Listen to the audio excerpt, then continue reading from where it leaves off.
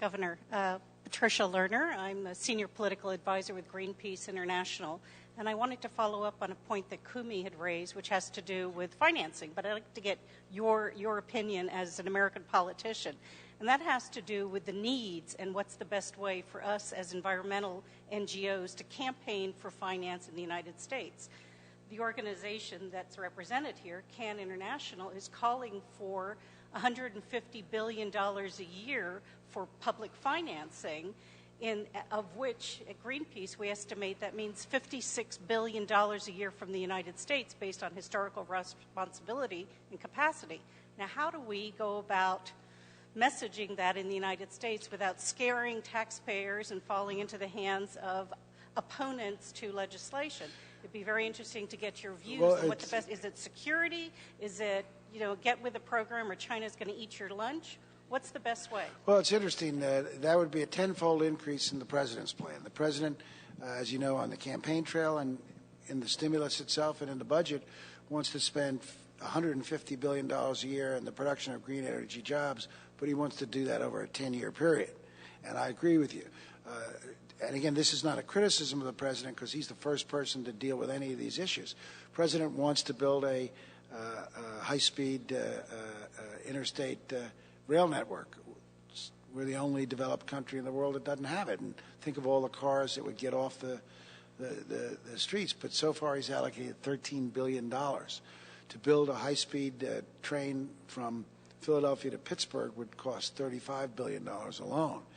So we've got to find the will to do it in scale. And what's happened is the cruelest of all cruel blows, in my judgment.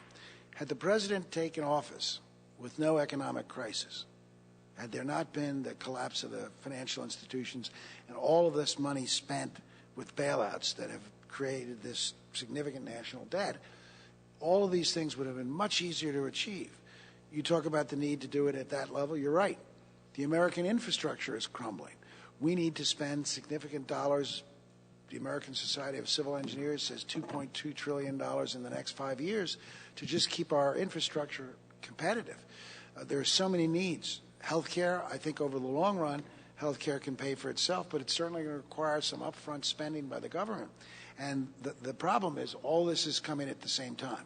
What we need to hope for is that the initial allotment can produce enough jobs and enough environmental benefit that the American people will get it. When we were fighting the fight for higher standards for the emission of mercury from our coal mines, from our coal burning plants, we were opposed by most of the Republicans in the legislature, and it was a knockdown, drag-out battle. We won two ways. We won by talking about the green economy, and we won, secondly, by pointing out the tremendous damage mercury did to children and asthma. And we won because organizations like Trout Unlimited, how many of you have heard of Trout Unlimited?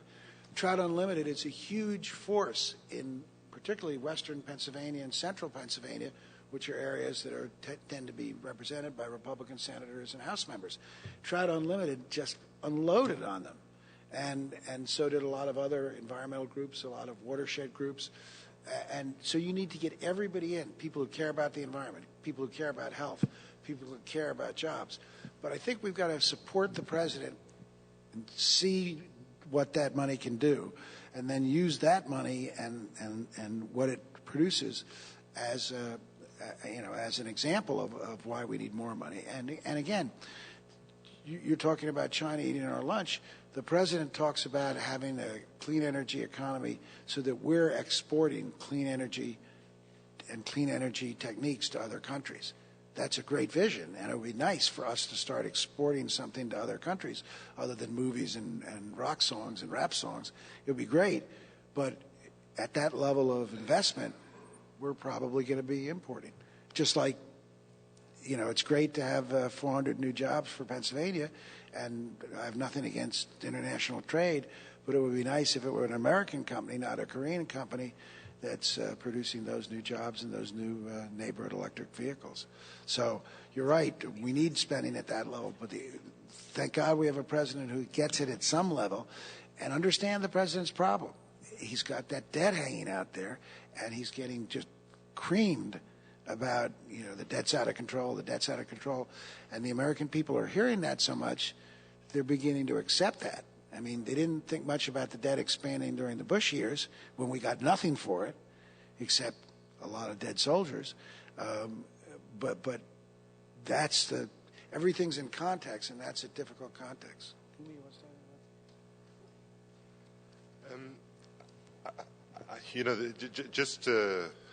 The issue of money is very interesting, because if there is political will, money seems to be able to be found quite easily.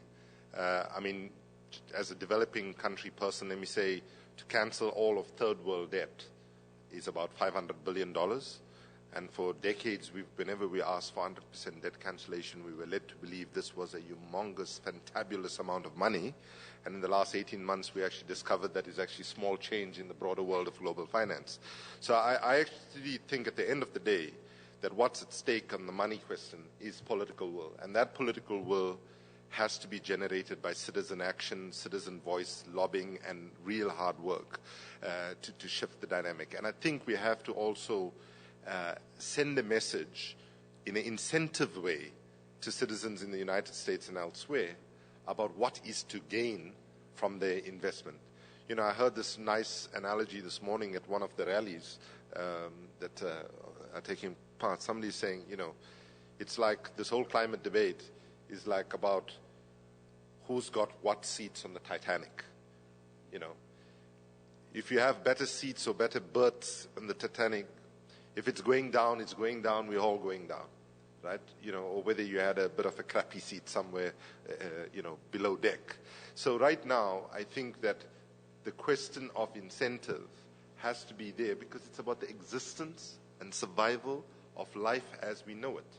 And that has to be packaged, I think, in mobilizational terms that appeals to citizens. And while some might say it'll sound like a bit of scaremongering and so on, I think right now we all should be scared.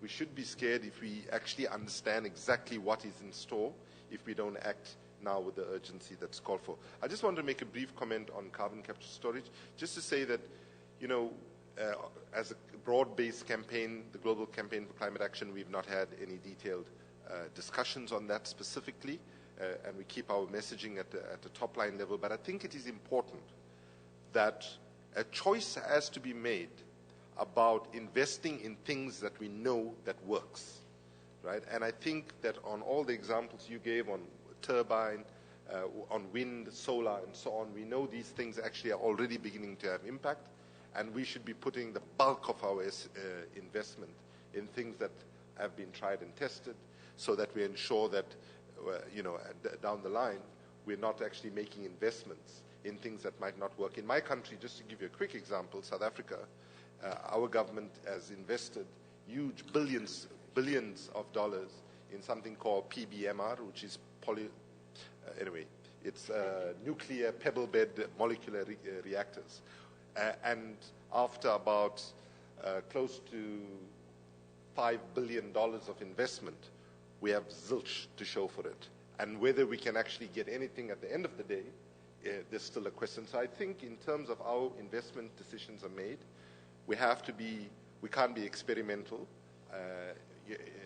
when in fact there are things that are actually working. So we have to be very careful about how we think about investing huge amounts of money right now. We need to say goodbye to the governor. Thank you so much for your time.